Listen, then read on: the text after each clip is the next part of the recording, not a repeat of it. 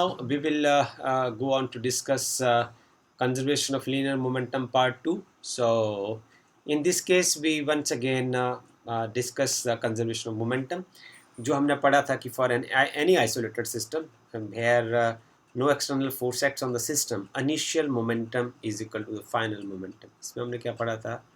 Initial momentum is equal to final momentum. ये हमें यहाँ से पढ़ना है. अब इस एरिया से सवाल जो हम टेक्स्ट पढ़ने वाले हैं उस एरिया से सवाल आपसे कैसा पूछा जा सकता है, वो है कि drive the law of conservation of linear momentum. आपने कंजर्वेशन ऑफ लीनियर मोमेंटम को ड्राइव करना है और Newton third law of motion का इस्तेमाल करना है. सो ये हमारे आर्टिकल का नाम होगा. इस तरीके से आपसे पेपर में सवाल पूछा जा सकता है, क्योंकि एनसीईआरटी की बुक में आपको ये नहीं पता चलेगा थोड़ा सा कि सवाल यहाँ से कैसे पूछा जा सकता है. Unless the explanation is so excellent in this book. हम शुरू करते हैं. ये है application part of conservation of linear momentum. So this is the application of how we apply application of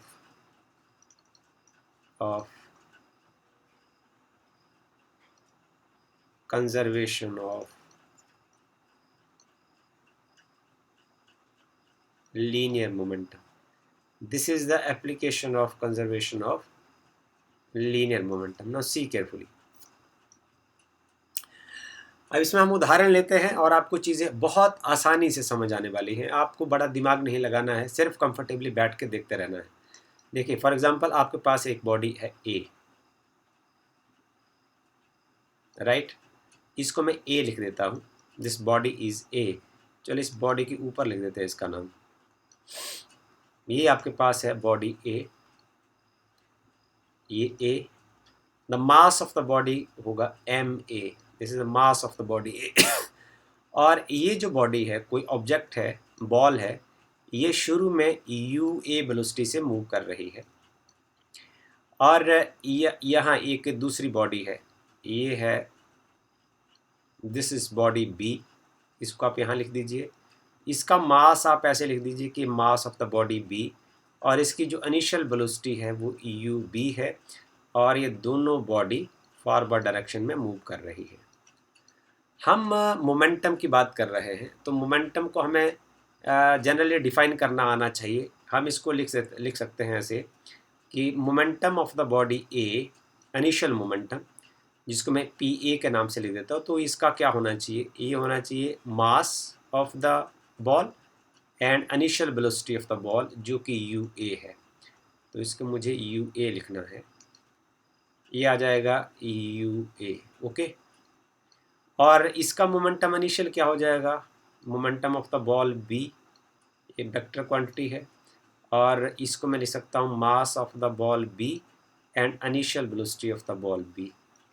अभी मूव कर रही हैं, और इसमें मैं ये मान लेता हूँ कि जो एक कंडीशन रख लेते हैं हम कि जो बॉल ए है वो बॉल बी की वेलोसिटी से ए की वेलोसिटी ज़्यादा है, उससे ज़्यादा तेज़ी से मूव कर रही है. इसका मतलब क्या होगा? कुछ समय के बाद ये दोनों बॉल्स आफ्टर सम टाइम ये दोनों एक दूसरे से कोलाइड करेंगी. और ये हो गया हमारे पास before collision. This part is before collision and this part is at the time of collision. अब ये बॉल ए और ये दूसरी बॉल बी. अब at the time of collision क्या होगा? जब ये टकराएंगी, at the time of collision,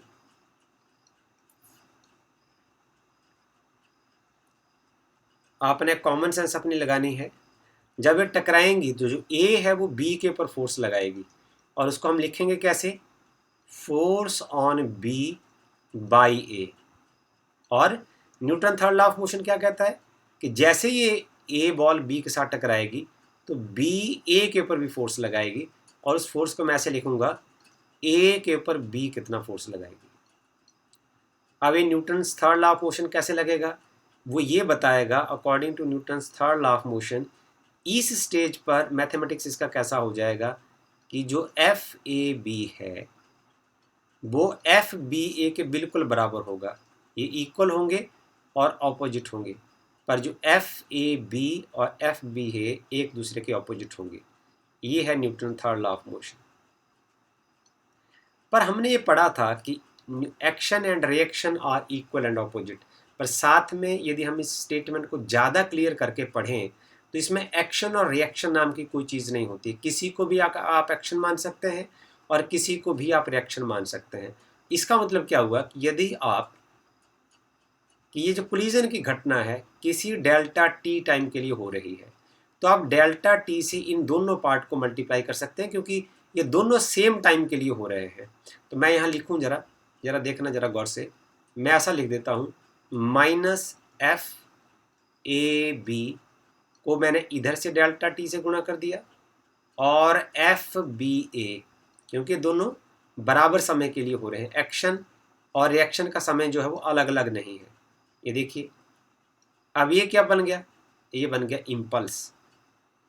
impulse का मतलब जब किसी ऑब्जेक्ट के ऊपर बहुत ज़्यादा फोर्स बहुत थोड़े समय के लिए काम करता है, तो इन दोनों का जो प्रोडक्ट फोर्स और टाइम का, उसको हम इम्पल्स बोलते हैं। टकराने के बाद इस इम्पल्स के बाद क्या होगा कि इन दोनों का मोमेंटम चेंज हो जाएगा। The momentum of both of this balls will change. Momentum कैसे चेंज होता है? मोमेंटम में तो दो ही चीज़ें होती हैं, एक मास और एक वेलोसिटी। अब मास तो उतना ही रहेगा, बॉल ए वैसी की वैसी रहेगी, पर उसकी वेलोसिटी चेंज हो जाएगी। ये उसकी वेलोसिटी हो गई वी ए, और ये जो बॉल बी है, अब उसकी वेलोसिटी यू ए से बन गई velocity of the body B. So इस स्टेज के ऊपर यदि आप देखें तो इसका मोमेंटम जो है उसको हम ऐसे लिखूंगा मैं, पी ए प्राइम हो जाएगा पी ए डैश, ये हो जाएगा मास जो उतने का उतना रहा, पर वेलोसिटी अब बदल गई, वो यू ए से वी ए हो गई। और बॉल बी के लिए जो है मोमेंटम, इसका नाम बदल दिया मैंने क्योंकि अब बदल चुका है, और ये मास उतने का उतना रहा, अब वेलोसिटी जो है वो चेंज हो चुकी है। राइट। अब आप देखें इसके आगे, अब आपको इतना आसानी से सब चीज़ समझ आ जाएगी कि हम जानते हैं कि जो ये Newton second law of motion है, according to Newton second law of motion, इसको हम कुछ रफ वर्क की फॉर्म में यदि लिखें तो मैं इसको ऐसे लिख सकता हूँ कि according to Newton second law of motion, आपने क्या पढ़ा है, जो एफ टाइम डेल्टा टी जो है वो डेल्टा पी मतलब चेंज इन मोमेंटम के बराबर होता है। This is equal to change in momentum. Okay, so इसमें आप देखिए, इसको हमने पढ़ना कैसे, इसको समझिए, फिर आपको एकदम से लिखना आ जाएगा। ये देखिए, इसका मतलब है फोर्स ऑन ए के ऊपर फोर्स लग रहा है और बी बॉल इसके ऊपर फोर्स लगा रही है। इसका मतलब सब कुछ चेंज जो है वो ए बॉल में हो रहा है।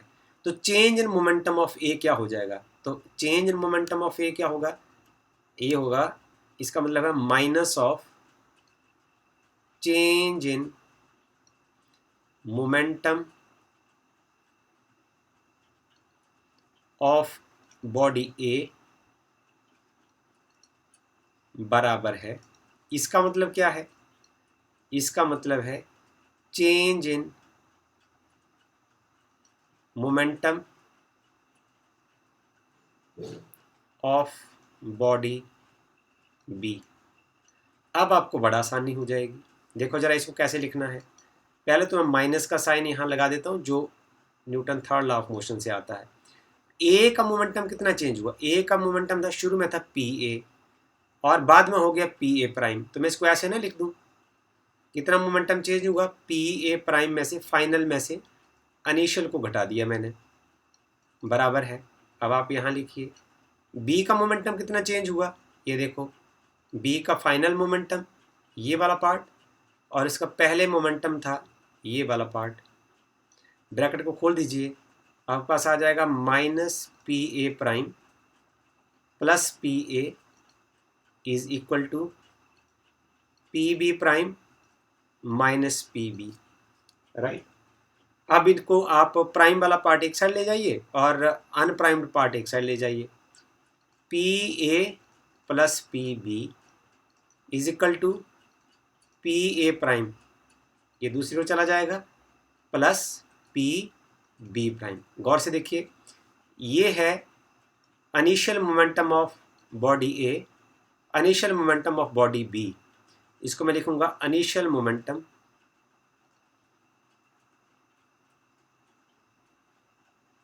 बराबर का साइन, ये हो गया final momentum.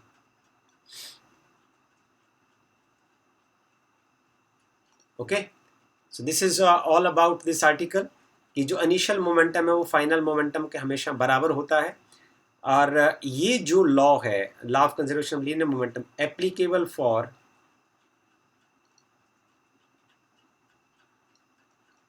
For both elastic and inelastic collisions,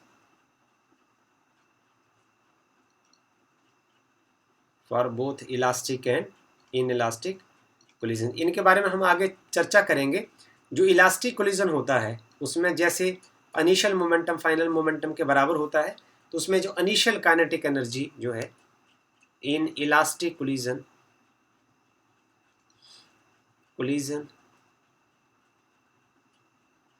इसको हम अगले चैप्टर में भी चर्चा करेंगे।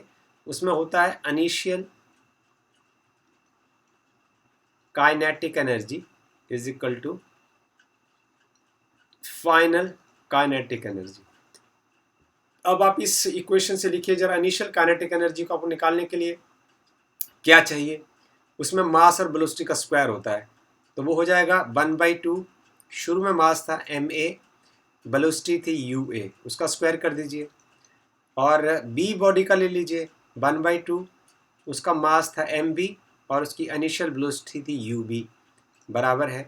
फाइनली क्या हो गया, 1/2 मास उतना ही रहा और वेलोसिटी चेंज होगी तो va का स्क्वायर हो जाएगा, और 1/2 मास उतना ही रहा और वेलोसिटी bb। तो इसका मतलब हुआ initial kinetic energy is equal to final kinetic energy. ये होता है इलास्टिक कोलिजन में। और ये जो law of conservation of linear momentum है, it works for elastic as well as inelastic collision. So this is all about this derivation of law of conservation of linear momentum using Newton's third law of motion. Okay, अब paper में यदि सवाल आता है आपसे तो आप उसका आंसर इस तरीके से दे सकते हैं। Thank you very much.